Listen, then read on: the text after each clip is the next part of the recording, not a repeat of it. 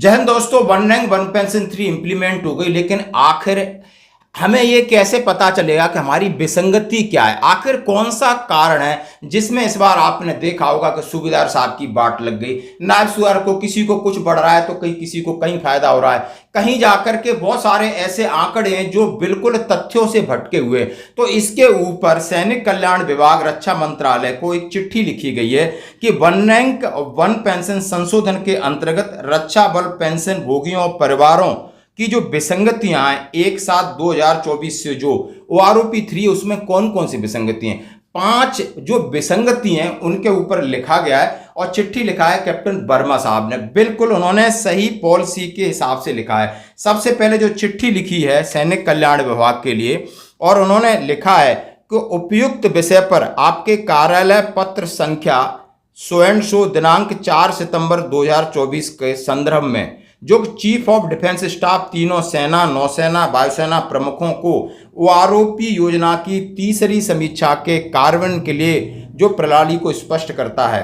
इस संबंध में आपके संज्ञान में लाया जाता है कि OROP पर नीति बनाते समय सरकार की अधिसूचना पॉलिसी 7/11/2015 के पैरा 3 के अनुसार वर्ष 2013 के दौरान किसी विशेष रैंक की न्यूनतम और अधिकतम पेंशन के औसत को OROP बढ़ी हुई पेंशन तय करने के लिए ध्यान में रखा गया था, जो इसे कार्यान्वयन के बाद रैंकों में उत्पन्न कई विसंगतियों का मूल कारण है।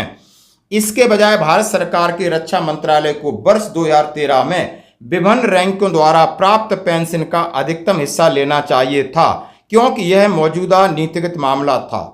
सबसे महत्वपूर्ण बात है कि यह सभी रैंकों विशेष रूप से JCOR को मुआवजा देने के लिए था जो 35 से 50 वर्ष की आयु में सेवा मुक्त और सेवानिवृत्त हो रहे हैं। दोस्तों कितनी अच्छी बात की, इन्होंने सीधा सीधा कहा है कि OROP पहली बात तो JCOR के लिए जो 35 से 50 साल की उम्र में रिटायर्ड हो रहे हैं। आपकी पॉलिसी 2013 में यह बनी थी कि सेम लेंथ ऑफ सर्विस और सेम रैंक की जो अधिकतम पे होगी उसके हिसाब से सभी का वेतन निर्धारण, सभी की पेंशन निर्धारित की जाएगी। लेकिन आपने 7/11/2015 में पॉलिसी में आपने अपनी मर्जी से अमेंडमेंट करके उसको मिनिमम और मैक्सिमम का एवरेज लाकर खड़ा कर दिया। इससे OROP मूल धारा से भटक गई है। पहले 2 चीजें। तीसरा उन्होंने कहा इसके अलावा अन्य रैंकों को वेटेज देने की पद्धति, यानी सिपाही को 12 साल और ऑनरी कैप्टन को 5 साल तक वेटेज देना है, जिसे अब समाप्त कर दिया गया है। पेंशन कम करने का एक प्रमुख कारक और कारण बन गया। इस वेटेज देने वाले कारक की नए सिरे से समीक्षा की जानी चाहिए। सशस्त्र बल 1973 से लगातार दलील दे रहे हैं कि अंतिम वेतन का 50% पेंशन पुराने समय से चले आ रहे मौजूदा मानदंडों के खिलाफ है और यह 5वें CPC में निर्दिष्ट रक्षा पेंशन मापदंडों के लिए पूरी तरीके से विपरीत है। इसलिए पेंशन रैंकों के निर्धारित उस स्केल स्लैब स्तर के अधिकतम के 50% पर तय किया जाना चाहिए, जैसा कि 5वें CPC तक प्रचलित था। हाँ जी दोस्तों, कितनी बड़ा घोटाला, यानी 5वें CPC तक आपका जो स्लैब बना है, यदि नायक का स्लैब बना है सपोज करो 30,000 से 45,000 तक, तो वो पेंशन जाएगा तो 45,000 के स्लैब से उसको पेंशन निर्धारित होगी। इसी तरह हवलदार का स्लैब है सपोज करो 40,000 से 55,000, तो 55 पे फिक्स होगी, यानी वेटेज दिया जाएगा। ये नहीं कि जो लास्ट में आ रहा है और उसका आप 50% कर दो। अब उसका याद आप 50% कर दोगे तो कभी आपकी वन रैंक वन पेंशन का मूल जो सिद्धांत है वो बनेगा ही नहीं, क्योंकि कोई सूबेदार बना है 28 साल में और 2 साल सर्विस कर करके वो आ रहा है तो उसका मूल वेतन कम होगा, बशर्ते जो सूबेदार बना है 22 साल में उसने 10 साल सूबेदार में सर्विस किया है, तो मूल वेतन अंतर होगा तो उनकी पेंशन बराबर कहाँ होगी। और शर्त वही है कि वो भी सूबेदार 28 साल सर्विस है और ये भी सूबेदार 28 साल सर्विस है। इसीलिए इस बार कौन कौन सी चार्ट में भी हम आपको दिखाएंगे आखिर किस तरह की विसंगतियां क्रिएट हुई हैं। तो उन्होंने रखा है कि आप उसको मैक्सिमम पर रखिए और उसको आप पे को प्रोटेक्ट करिए कि यहां पर इस रैंक की पे प्रोटेक्ट होगी और इसके हिसाब से आपको पेंशन बनेगी। दोस्तों जब तक ये नहीं होगा। चौथा पॉइंट है OROP की तीसरी समीक्षा में जो लेंथ ऑफ सर्विस का कारक का ध्यान दिया गया है, जिससे 28 से 32.5 साल के बीच सेवा अवधि पर अधिक जोर दिया गया है। तथा सेवाओं के आधार पर उनकी पेंशन सीमित कर दी गई है। लेकिन भारतीय वायुसेना के मानद फ्लाइंग अफसर उन्होंने कहा है कि इस बार लेंथ ऑफ सर्विस पर ज़्यादा ध्यान दिया गया है और बिल्कुल लेंथ ऑफ सर्विस के हिसाब, जिसकी लेंथ ऑफ सर्विस है उसका है। जैसे उन्होंने कहा ऑनरी कमीशन है, यदि आप 32 साल तक आ रहे हो तो 42 है, यार 32.5 के ऊपर जा रहे हो तो 46,300 है। चाहे आप लेफ्टिनेंट हैं, चाहे आप कैप्टन हैं, चाहे आप एक्स ग्रुप के सूबेदार मेजर हैं, सबकी 46,300 है, 33 साल सर्विस है।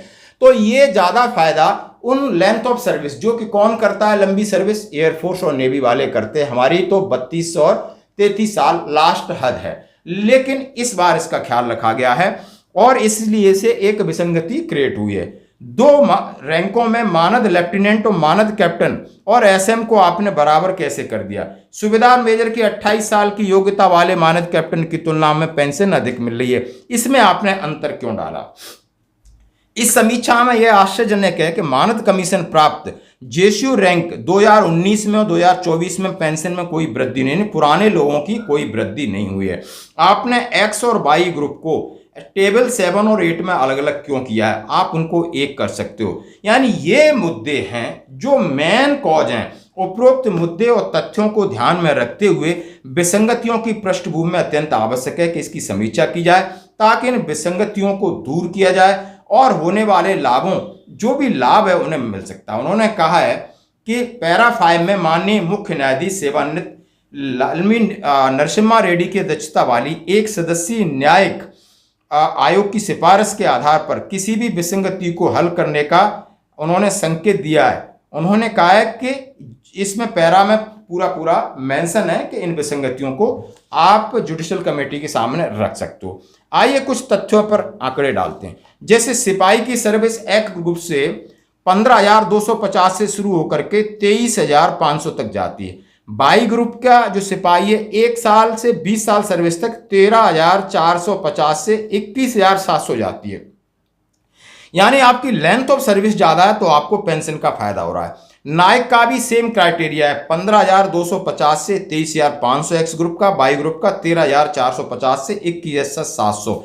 यदि आपकी नायक 1 साल से 24 साल सर्विस तक है।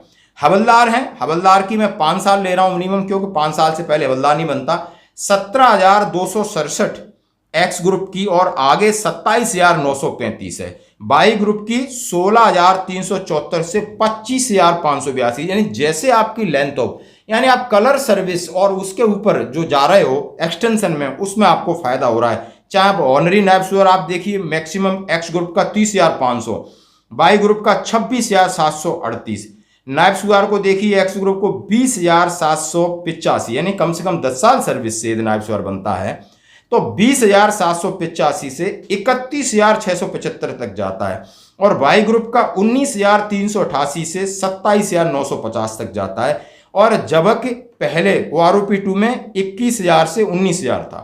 सूबेदार 22,576 10 साल सर्विस से 35,975, और ये भी सेम बाई ग्रुप का 22,576 से 31,500 जाता है। लेकिन देखने वाली बात है कि OROP 2 में ये आंकड़ा 24,000 से शुरू हुआ था और इन्होंने OROP 3 में 22,000 कर दिया है। किस हिसाब से किया है? ये एक बहुत बड़ी विसंगति। टेबल में अंदर आप घुसोगे तो कई प्रकार की विसंगति देखेंगे।